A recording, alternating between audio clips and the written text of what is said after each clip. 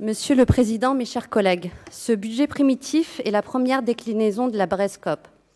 Il engage la Bretagne dans un processus destiné à la transformer en profondeur dans les années à venir. Un processus où la Bretagne doit faire corps en tant que communauté pour entamer les transitions nécessaires à un avenir durable dans lequel chaque personne ou chaque territoire ne devra être laissé de côté. Voilà notre détermination. Nous sommes déterminés à aller vite.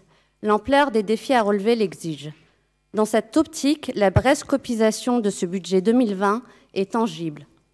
Je retiens à titre d'exemple l'effort complémentaire de 20 millions d'euros sur le plan énergie-lycée, ou encore de 6 millions d'euros sur les mesures agro-environnementales et climatiques. Cet effort est évidemment voué à s'intensifier à l'occasion des prochains exercices budgétaires. Il sera conséquent. Ce qui fait que nous pouvons nous l'autoriser, ce sont les choix forts de politique budgétaire que notre majorité a opérés en 2015. Alors que les collectivités publiques étaient et sont tenues de se serrer la ceinture, la facilité serait de procéder à des coupes dans les dépenses d'investissement plutôt que dans les dépenses de fonctionnement. Ce n'est pas le choix que nous avons fait. Nous avons décidé de contenir nos dépenses de fonctionnement afin de, pardonnez-moi la trivialité de l'expression, mettre le paquet sur l'investissement. Voilà notre feuille de route que nous suivons avec constance et persévérance. Nous en voyons les effets très concrets dans ce budget 2020, avec un montant d'investissement jamais atteint de plus de 650 millions d'euros, en hausse de 15% par rapport à 2019. Un effort d'autant plus méritoire qu'il s'inscrit dans un contexte marqué par la baisse sensible de certaines de nos recettes, du fait notamment de la perte de la compétence apprentissage.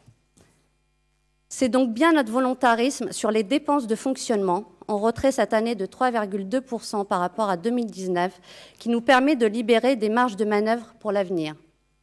Concrètement, la part dédiée aux investissements dans le budget régional passe de 36,4% l'an dernier à 40,6% en 2020. Nous sommes ainsi en mesure de financer un ambitieux PPI porté à 3 milliards d'euros qui sera réalisé à 87% à la fin de l'année. Par cet outil, nous nous donnons les moyens de répondre à l'ensemble des défis de transition énergétique et écologique, de développement économique, de mobilité.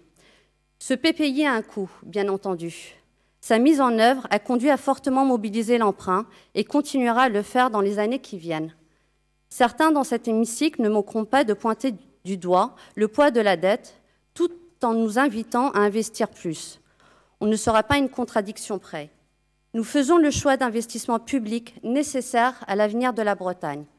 Nous faisons le choix d'un investissement public à fort effet d'entraînement sur l'activité, avec une création de richesse estimée entre 1,3 et 2,5 euros pour chaque euro investi.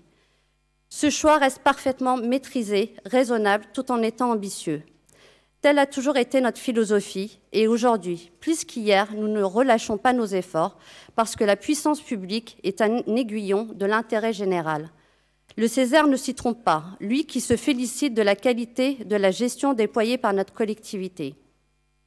Monsieur le Président, la trajectoire financière que vous proposez est sans aucun doute la plus juste, ambitieuse sans être aventureuse, responsable sans être frileuse. De qualité au cœur de l'ADN de la Bretagne que nous portons avec fierté. Je vous remercie.